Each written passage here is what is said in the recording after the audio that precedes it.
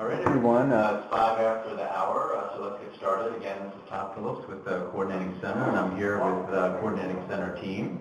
So thanks for joining for our NCCOR member call for November, last one of the year, right? All right, so our agenda for today, as always, we start with opening up the floor to see if folks have any emerging opportunities for NCCOR. These could be potential projects or other things that have implications for NCCOR you want to share. Follow that with a steering committee update. And then we're happy to have Jamie Bissell from Robert Wood Johnson on to give us an update on the strategic planning they've been doing and their perspective on where they may be heading related to their childhood obesity efforts. Then we'll have updates from a few work groups, updates on our communication work, a chance for any other updates on NCCOR activities, some open announcements, and then a calendar reminder. So we'll get things started. Okay, so first, does anyone have any emerging opportunities for NCCOR they would like to share? David Berrigan here. An emerging opportunity is for people to mute their phones and things so there's less background noise. I know that was here, unfortunately, but we've asked the folks in the hall to quiet down a little bit. We're in a rowdy part of the company today, I guess. Any other emerging opportunities folks would like to share? All right, and then of course there's an open announcements at the end, so if there's something you think of throughout the call, you can share it at that point. So in terms of steering committee update, we've got a number of steering committee members on the call today, which is great. The main activity right now, folks may know we're in the beginning, the third year of our second grant with the JPB Foundation. And in a call, our regular check-in calls with the JPB Foundation, our project officer mentioned that he'd be interested in hearing ideas from NCCOR for future projects, both to inform their own thinking about their investments in childhood obesity and to consider project ideas for a follow-on grant, which would be our third grant. So the steering committee, along with a few other folks, have been having a series of discussions and putting together descriptions of several ideas that we plan on sharing to the JPB Foundation. We don't expect them to necessarily fund all of them, but it's give them a range of options of projects that would be of use, make an impact in the field, and be relevant to their funding areas and their interest. And so our goal is to have those write-ups ready to send in early December, and the steering committee's meeting tomorrow to discuss the first draft of these write-ups. So pretty exciting. It's a great swath of ideas, and once those are final, we'll be able to share them more broadly with NCCOR membership. But folks on the steering committee members that are on the phone, anything else you want to add about our planning for future work with JPB?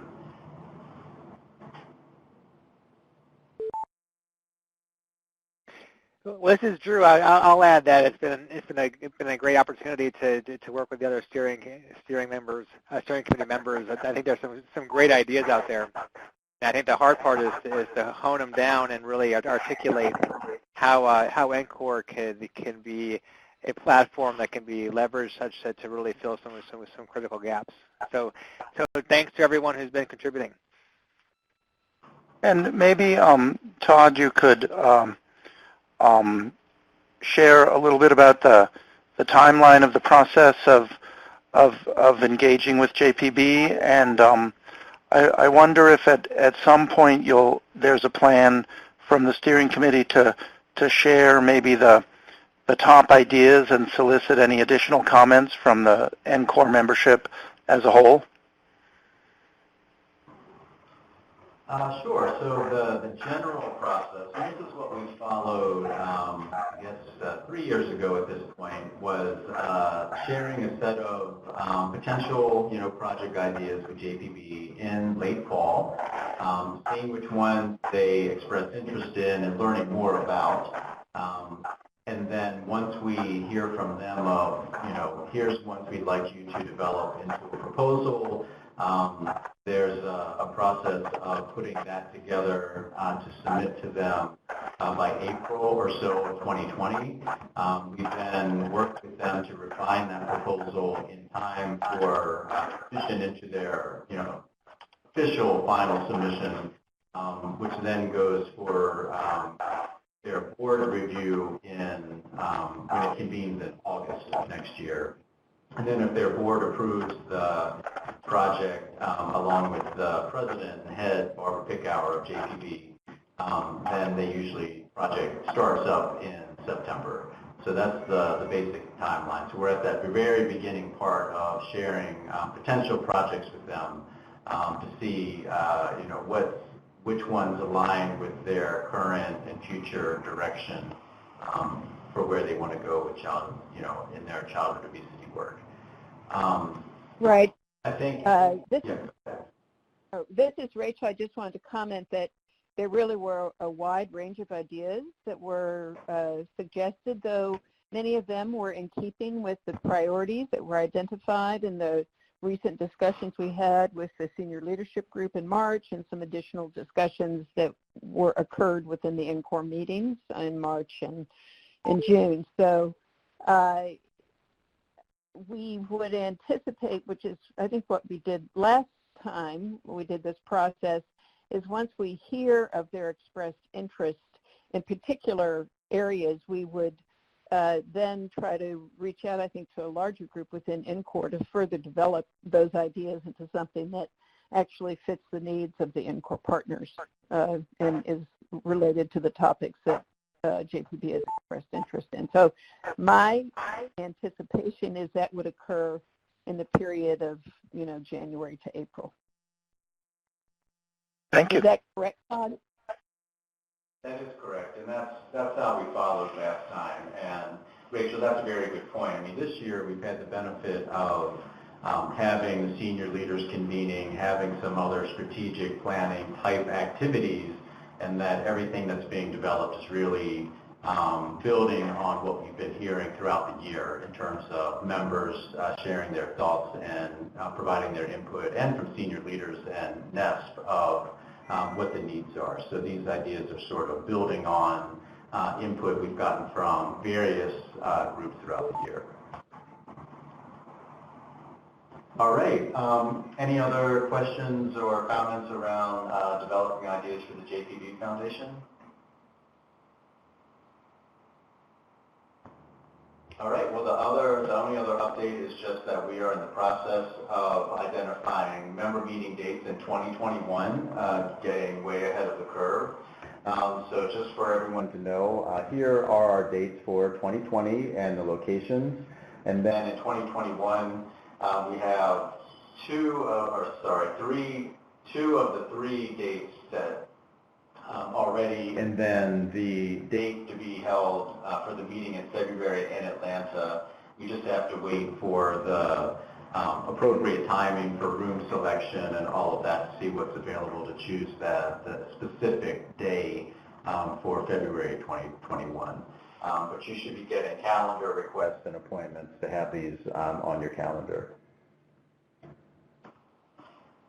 All right, so with that, I want to turn it over to Jamie from Robert Wood Johnson Foundation, who's going to give us an update on everything that she's been doing, for the past several months in terms of setting the strategies, Robert Wood Johnson's strategy for addressing childhood obesity going forward. So Jamie, I'll turn it over to you. Great. Thanks, Todd. Can everybody hear me okay? Hopefully. So I thought yeah.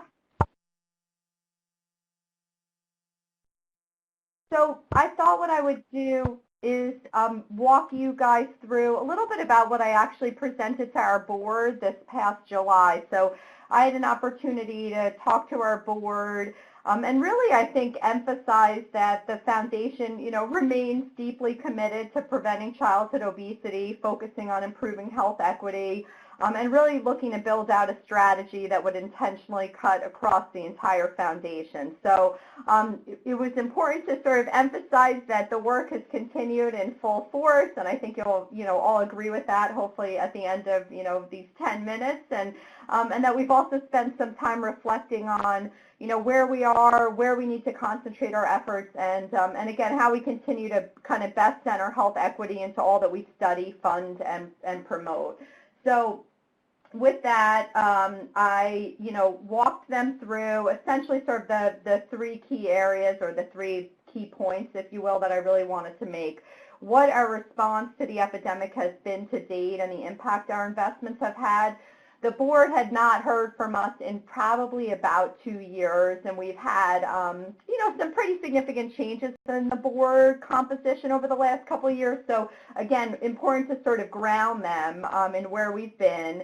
And then board does not love a lot of data and a lot of minutia in those data slides. So it was really important to walk them through some of the latest data trends and how research is informing our work, but not get totally mired down. So I'll show you a little bit about how I hope I did that, and then finally really closing and looking ahead and sharing some details with them about the work that's on the horizon, and do a little bit of foreshadowing for them on what I'll ultimately be coming back to them with in April of 2020. So that was sort of the framework, if you will, for the presentation, and I had about an hour with the board, including my presentation, and then a lot of really spirited, I think, energetic conversation following that.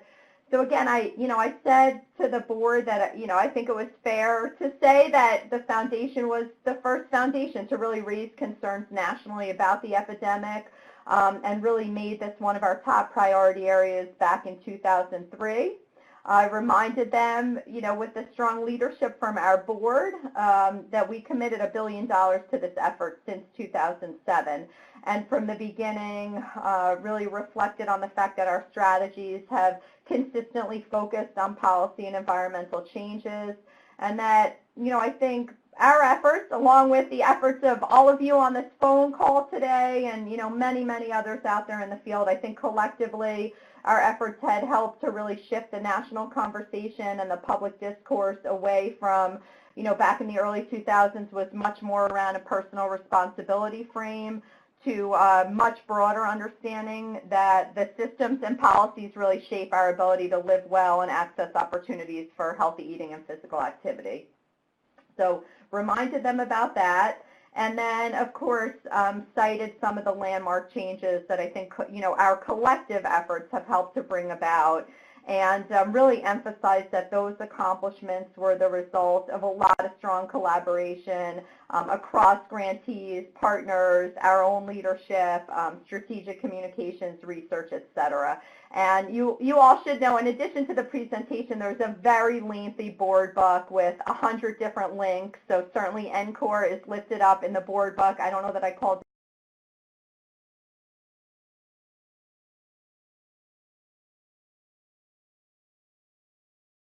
it out in the presentation, but this went along with a companion, very detailed board book document. So, I talked a little bit about school foods and the fact that tens of millions of kids are now eating healthier food in schools because of the updated nutrition guidelines that stemmed from Healthy Hunger-Free Kids. And also, re-emphasize that I think the research and advocacy part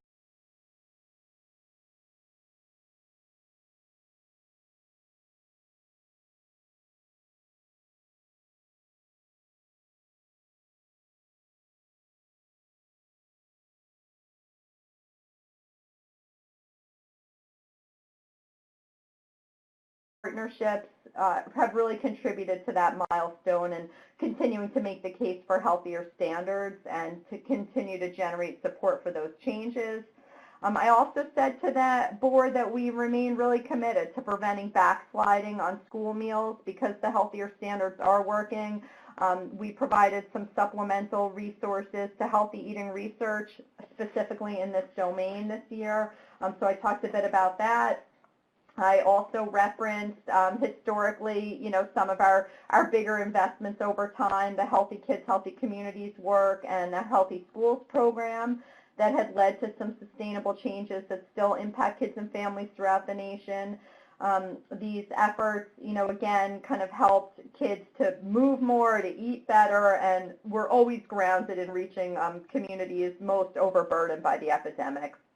And, I also wanted to make sure that the board understood that although way back when we were not calling that work building a culture of health when it was launched, I think that's exactly what we were doing. So, I really credit, I think, the obesity work for being, the really early work that RWJ was putting out into the field that was very much about building a culture of health. And I think that's a story that, we don't tell often enough, that our childhood obesity work really helped the foundation move us into areas that historically had been outside of public health. So I think it was the obesity work that really built the base for the ways that we think about good health and well-being today. And so talked, a bit more about some of that work. And then I, went into some of the, I just talked about this, the work on the ground, and then talked specifically about some of the work with industry and the ways that that's been impacting kids and families nationwide.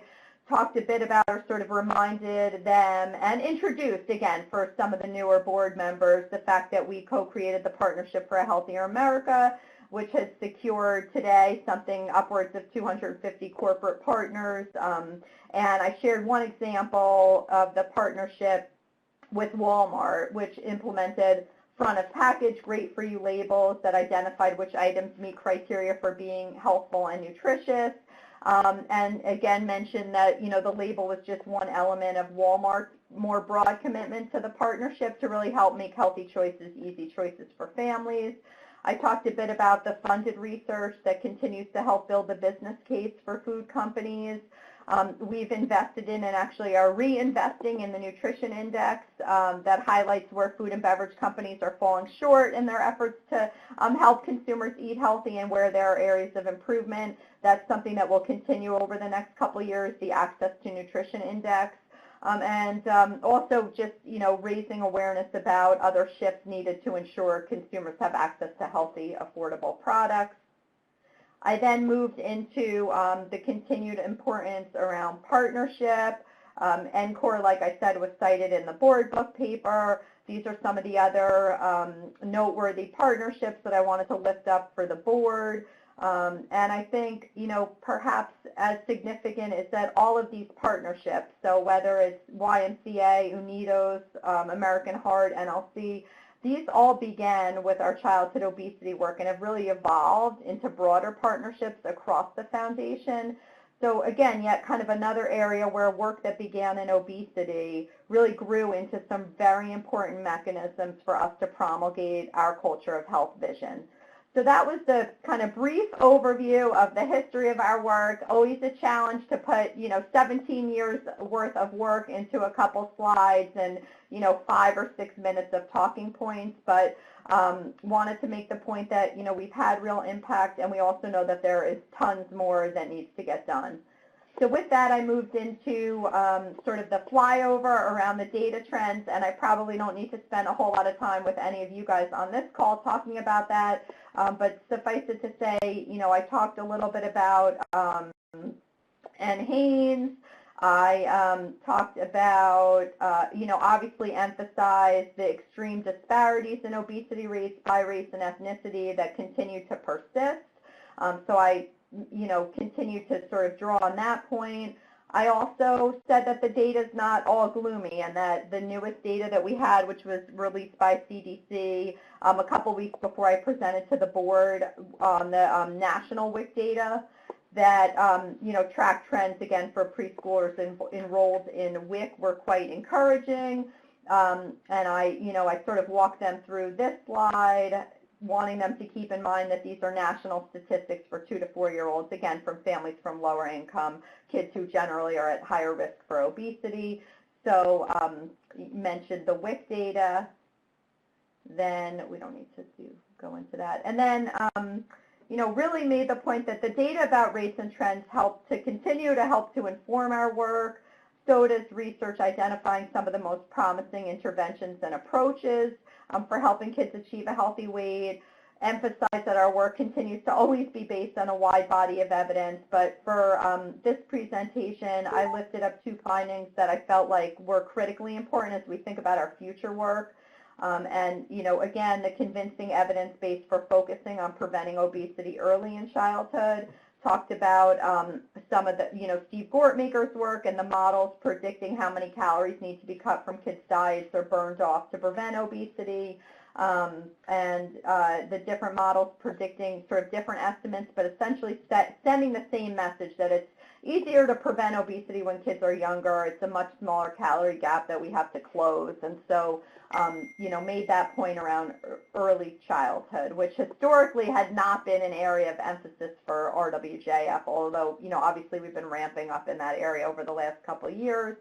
And then, not surprisingly, it talked about sugary drinks and how important it is for us to understand that for most kids, sugary drinks are their largest source of added calories, which we know is a huge contributor to excess calories. So walk them through that and had a chance again to reemphasize why work to reduce or eliminate consumption of sugary drinks is so critical. Summarize some of the takeaways and what our experience, again, as well as the data and the research is telling us is really critical. We are and should continue to be a driving force in the movement to help all kids across the country grow up at a healthy weight. We really need to concentrate our efforts on early childhood because we know if kids can reach kindergarten at a healthy weight, they're much more likely to stay on that sort of healthy weight trajectory. And that we must address the systems and policies that put communities of color at greatest risk. And so, again, we're not going to see meaningful progress if we don't close those gaps. Moved on to talk a little bit about our path forward and that it's really important that we continue to ask ourselves where and how we can make the biggest impact at this point in our commitment. I said that we know a lot more now than we did a decade ago and that the challenge really is taking all that wisdom and charting a strategic path forward. I talked about, how we're pushing ourselves internally to think creatively, to think big and bold. And then I talked a bit about sort of the discovery, exploratory work that we've really been focused on over this past year. We've been gathering tons of perspective from leaders, from community change agents, researchers, practitioners, to ask where they think the field needs to move if we want to see some measurable impact in the next 5 years or at least signs of progress. And I think that the responses, it's fair to say, have converged around several themes. Food and beverage industry needs to make significant changes. Early childhood is a critical window. And that we really have to take a comprehensive approach and not underestimate the complexity of the issue. And, talked a little bit about some of the focus group work that we had done where we heard from policymakers and parents and guardians in Alabama and New Mexico and Seattle, many from lower income communities. We held a convening last month at the foundation to talk a little bit more about that, where we invited a really diverse group of stakeholders to present ideas, discuss insights about the key drivers behind the epidemic and the most promising strategies for tackling them. So, I'll just say all that to say we're using tons of inputs to really shape the programming and communication strategy that we'll be coming back to the board with in April to hopefully help produce the biggest impact by 2025, which is essentially the conclusion of our public commitment to this work. I then moved into talking a little bit about how we continue to recognize that the systems and policies that are driving obesity in childhood are the same systems that broadly impact the health and well-being of kids and families, And what this means is that we're unlikely to solve this crisis in this country unless we're really widening our lens to think about broad changes like policies that better support kids and families. And I talked about how this alignment work hopefully will look going forward across the foundation.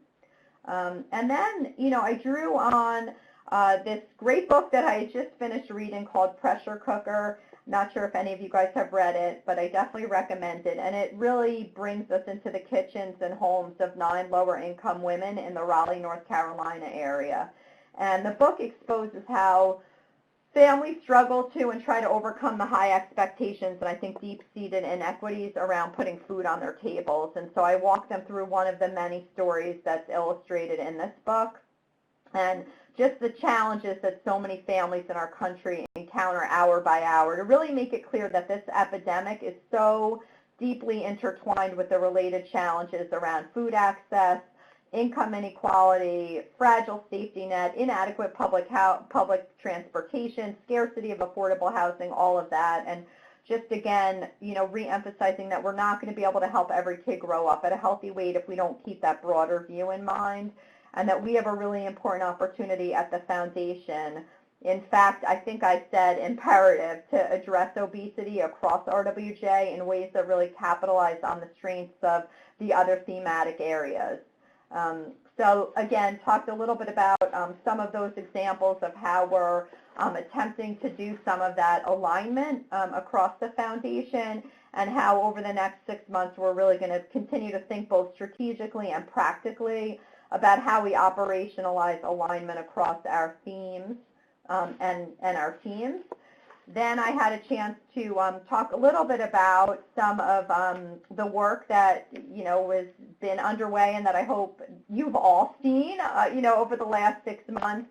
One of the big areas was the consensus statement on beverage recommendations put forth by AAP, American Academy of Pediatric Dentistry, AHA, and Academy of Nutrition and Dietetics. If you haven't seen any of that, I'll make sure that you get that. In addition, contributing to a national expert panel to develop nutritional guidance for kids ages 2 to 8. That's something new that we'll be doing with Healthy Eating Research. Another brand new investment is our partnership with the CDC Foundation to support surveillance for kids 0 to 5 through improving quality of and collection of height and weight data for very young kids in Head Start, in-home visiting, and contributing to the National Survey on Children's Health with some additional questions there. So a whole lot going on with CDC. And then hopefully everybody saw last month we had a big splash as we released for the first time ever the State of Childhood Obesity report, which was a new report by the foundation, the first ever of its kind, including the best available data on national and state childhood obesity rates, policies that can help address the epidemic, tons of feature stories about local communities taking action. So there's tons there on a new website, stateofchildhoodobesity.org. Got a lot of great feedback on that, and we're super excited about it. It's going to continue to evolve. In fact, by the end of this week, it'll have the newest state WIC data and a lot more to come. So talked about some of those major efforts.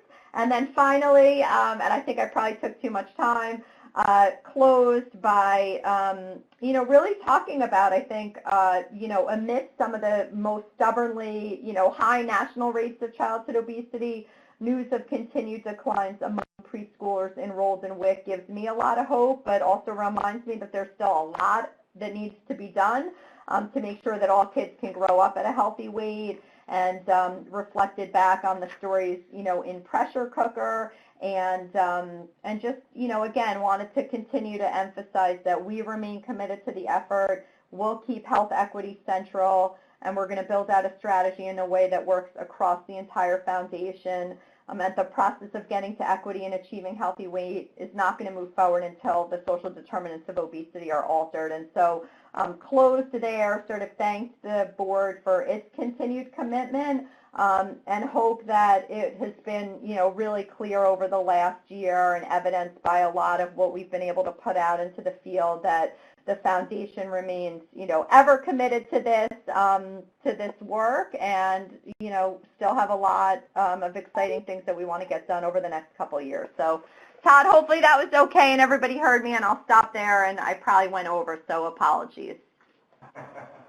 That was exactly what we were looking for, Jamie. So appreciate you taking the time today. I know you've had a busy year this past year, taking on all of this as the point person at Robert Wood Johnson for their childhood obesity work. So very useful to see, what you presented to the board and what the foundation's done the past few months. And then I know there's more to come, once you guys, make decisions about areas of focus, going forward. Do folks have any questions for Jamie? Jamie, this is Rachel. I think this was really a terrific overview. Are you anticipating then, perhaps by the spring, that RWJF will have made decisions about where you will be moving forward? Yep. So I go back in April, Rachel, not with hello? There's just a lot of feedback. I don't, okay. So I'll go back in April, not with a necessarily like fully baked strategic framework, but certainly like scenarios for the board with our recommendations around, investments. I'll just say, a couple other things: sugar sweetened beverage excise tax, industry regulation, litigation strategies. Those kinds of things have really bubbled up. So those are, I think, and obviously early childhood, which I've continued to emphasize. So I think those are the kinds of things that we're likely to, come back to the board with in April. Hi, Jamie. David Berrigan. Great talk. I wonder if you could comment a little on how the foundation thinks about in learning from the kind of international context, or doing things internationally, because I think the sugar-sweetened beverages are this great example where so much of the action is and potential learnings are worldwide. Yeah. So, David, it's so funny because it's very apropos question to today. So we are hosting a Salzburg Global Seminar in Salzburg, Austria, actually in a couple of weeks in December, where, we're going to be bringing together global leaders from across the world to talk about all of this, because I think there are so many global examples of, countries that are so far ahead of us in terms of, certainly tax, but, a whole bunch of other things around labeling and seeing some real transformative change. So as a matter of fact, one of the, this is a 5-day convening. One of the areas that we're going to dig really deeply into is the sugar sweetened beverage excise tax, as well as the regulation of labeling, and to learn about, what have been the greatest challenges to the strategies globally, how they've been able to mitigate those.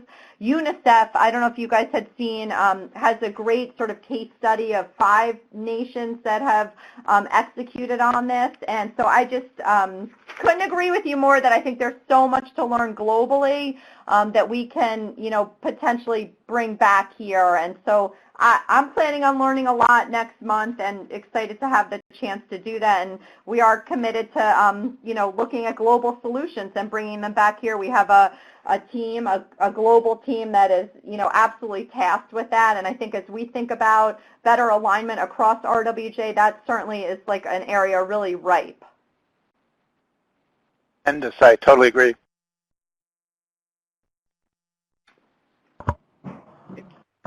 And Jamie, this is Drew again. I just want to reiterate that these are super exciting areas, and again, I want to in front of everyone give once again kudos to you and your team for putting together. I think reports that are not only scientifically rigorous and capture the elements, but that are also very readable and very able to yeah. I think you hit the sweet spot, and I think they're the reports that will be read and then we can leverage and use as we move these topics forward. So again, hats off to you and your team. Thanks, Drew. I will definitely relay that to the most stellar communications team that anyone could ask to work with. And then also a plug for the end of the week, we'll be putting out a lot of good stuff with regards to the state WIC data that's we're working closely with CDC on. Awesome. All right. Any final question for Jamie? All righty. Well, thank you so much, Jamie. I know you've got a busy day. Thanks, Todd. No, it's great. I'm glad I had a chance to do that. Thank you. And, happy to continue the conversation on any of this. Awesome. Okay, we'll keep moving along to some work group updates. Under our current JPB grant, there is an upcoming workshop on February 27th and 28th on advancing measurement of environmental and policy influences on childhood obesity. David or Amanda or anyone, anything you'd like to add about this upcoming meeting or workshop? I guess I could just chime in to say that we're close to having a final schedule, agenda, which I assume will be shared, and it's been really fun working, especially with CDC mostly, and in such a complex and high-dimensional area. So I think even just the conversations about developing the agenda have been invaluable to help think about all the different aspects of environment and policy and how to organize them and how to hone in on what we see as some of the most promising things to talk about at this workshop. So I'm very excited about it, and I can't wait to go to Atlanta, my second favorite city after Washington, D.C. All right, thank you, David. Another work group that was just formed this year in response to issues that came up at the senior leadership briefing is Communicating to Leaders work group, which is drafting some talking points for senior leaders, which I think the first draft is complete. And I know Rachel or Rudy, anything you would like to share about the efforts of this work group? For people who may not remember it, the senior leaders said it would be useful for them to have a few brief notes about major areas of progress and sort of what some of the current opportunities are with how we're working together. So we've put together a short couple of page document for that purpose. The other area that was discussed but hasn't yet moved forward through this group was another request from them was whether we can identify sort of what are the lessons learned from what happened over the last decade. Now clearly RWJF has done a great job with starting that discussion through their State of Childhood Obesity communication, and we heard from Jamie on what has been discussed with their board. We're thinking about whether it would be useful to try to synopsize that sort of from a research perspective and then from a practice perspective, because we're learning from both areas simultaneously, and that may be a way to frame it that would be useful. But this group will talk about whether that would be a useful activity to take on moving forward. Great, thank you. And just a note for folks, the last bullet on the screen, the health equity and early influences work groups are currently on hold while we finalize ideas to submit to JPB and see what their areas of interest are, since many of the ideas are related to equity and early influences, or both in combination. So moving on to communication updates, I'm going to turn it over to Rudy. Yeah, thank you. So we've had a lot of different communications activities happening since the last time we had a call, or a meeting, I should say. So getting into it.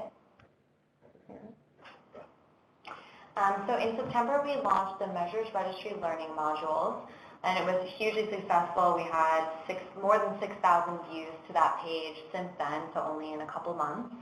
And we also had a really great experience sharing it with our partners. So some of them are listed here, but it was really successful in large part to the different listservs we shared with and our different partners in the field. And so We really just kind of had it reaffirmed from this experience that it's really great to keep sharing all of the great work we're all doing. We also had a Connect and Explore webinar about the Measures Registry learning modules in September. It was our most popular webinar of the year with a really high attendance rate, and we had the speakers were the folks who helped create this great tool. We've also been focusing on student outreach. So we launched our new, or we will be tomorrow, but it's up online. But with the newsletter, we're making an announcement about the NCCOR Student Hub. So it's a new resource from NCCOR. We'll be creating a part of the website as well as an e-newsletter that will go out quarterly for students specifically to help them understand how they can use NCCOR tools in their own research and for their coursework. So right now we have almost 200 students and faculty on the listserv, and that's just in the last couple of months since we put that on the website. We also created a student resources guide for students specifically to have something that they can pick up and look at with case studies on how to use our tools.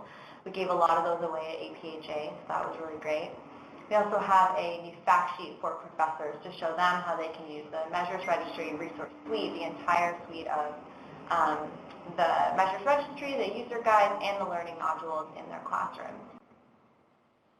And then at APHA, we made 55 different university contacts. Some of those contacts are listed here, and we're going to be reaching out to them to figure out how NCCOR can partner with them to make sure that students are seeing all the resources that they can use for free.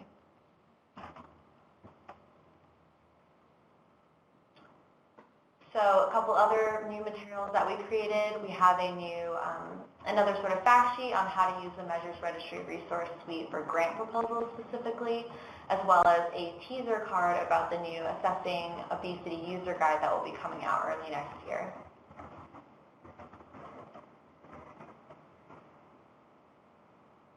And then back in July, we were also at the 10th Biennial Childhood Obesity Conference, which was in Anaheim, California.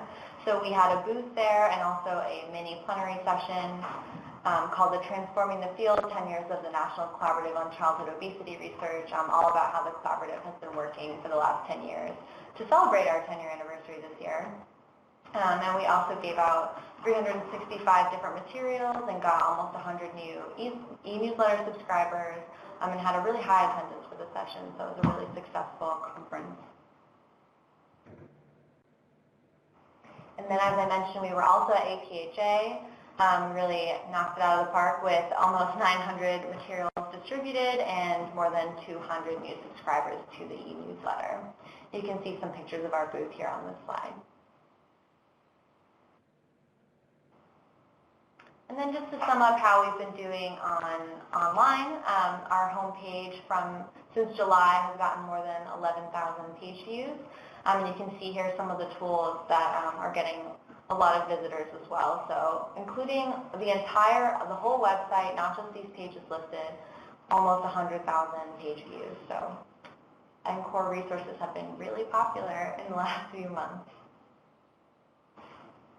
And I just want to point out, too, that the learning modules, this is only from September, so you can see in comparison to the other tools how well that resource is doing. And just a reminder to follow us on social media if you don't already, and please ask all of your friends and your friends in the field to follow us as well and give us a like on all of these platforms. Great, thanks Rudy. Great to see all the good communication and outreach work and new products, especially the work doing reaching students and professors. And that's a newer emphasis for us, given that now we have the user guides and the learning modules especially are, we think, particularly useful. And so we're doing that, adding outreach tactics and materials specifically for those audiences. So here, just wanted to open it up and see if there's any other NCCOR updates anyone would like to share. You saw on the NCCOR by the numbers that the compendium is still one of the most popular tools, and I know David or Amanda can mention that's being translated into Spanish to help with that reach and make it more useful around the world. Yeah, David, do you Yeah. want to add a comment?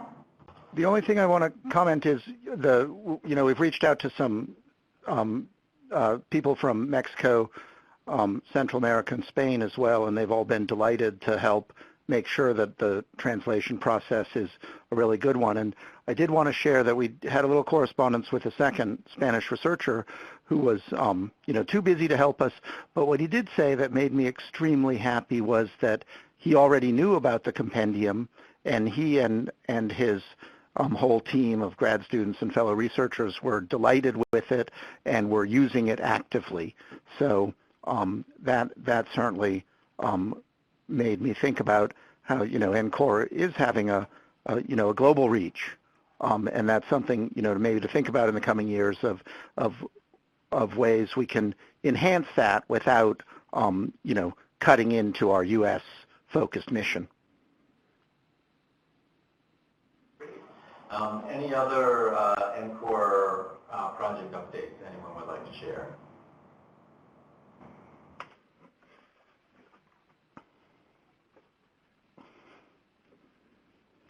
All right, well, moving on ahead, just an opportunity if anyone has any NCCOR related, childhood obesity related, or other announcements they'd like to share at this point.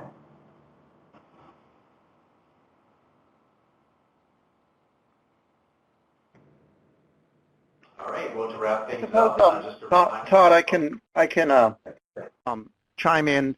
We did have this cross borders challenges in childhood obesity workshop that the Fogarty led, and a number of attendees last week, and a number of attendees at NCCOR Workshop 2 on at-risk populations overlapped in their attendance with those two meetings. And in some we're working on some papers and a workshop summary arising from that meeting, and so at a future date I will certainly seek to give a longer briefing and update to NCCOR. But I think it really jumped out at me from that meeting that again, and you can tell I keep mentioning international, that there are lessons to be learned that could be of great value in the U.S. As well as things that we can share from activities, policies, interventions, programs, et cetera, occurring all across the Americas, particularly relevant, I think, to the immigrant and Latinx populations here. So again, that's something that I believe can really contribute to NCCOR's mission if we try to address it and learn in a deliberate fashion. So you can count on me proposing a member meeting seminar about that. Perhaps Susan Vorkapor from the Fogarty and others can help us with that, and perhaps in 6 months' time or something. So stay tuned. Yeah, that sounds great. Especially there's probably going to be lessons from Robert Johnson's meeting as well that will be out there ready to share. Charlotte, I saw that you raised your hand on the platform. Do you have a comment or announcement?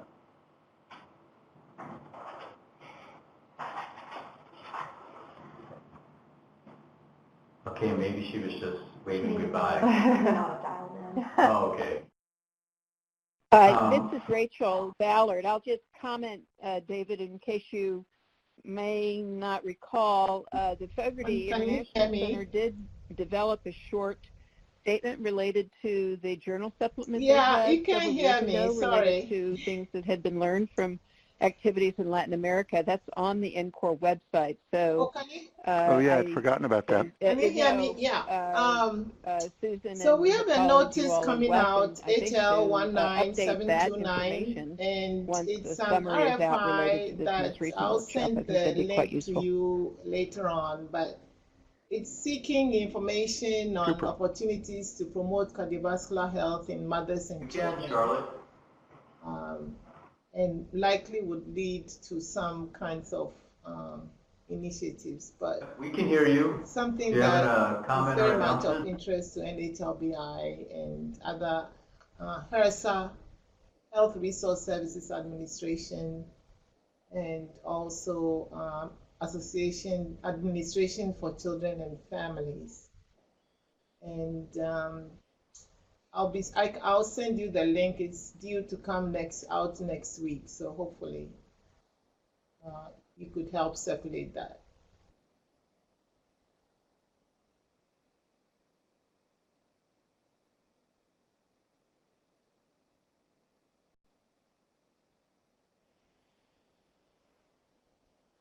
Thank you.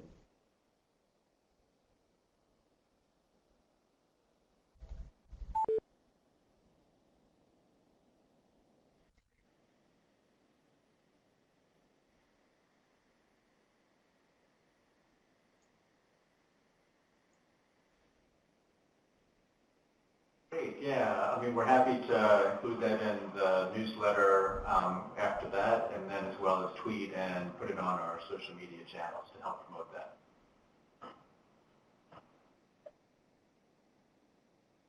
Hi, and this is... No, go ahead. This is Sunny Artiaga. Just quickly, so with ECHO, so the Environmental Influences on Children's Health Program, and for those of you that don't know, this is a large research program focusing on children in the Office of the Director at NIH. So ECHO just released a couple weeks ago, and I believe it's going to be in the NCCOR newsletter, a paper on obesity within ECHO, and so the paper describes the prevalence of obesity within ECHO, but also the potential research questions that could be answered within ECHO related to childhood obesity. So the sample size, at least within the paper, there are over 70 cohorts and over 30,000 kids. So there's a slew of different research questions that will be able to be answered related to childhood obesity with the ECHO data. So the paper's out, so take a look at it and let me know if you have any questions.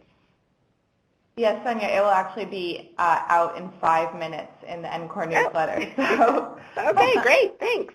Tomorrow, sorry, I thought today was Thursday. Tomorrow. Wow, how is that for action? Man, you guys are good. Man. Yeah, thank you. Tomorrow.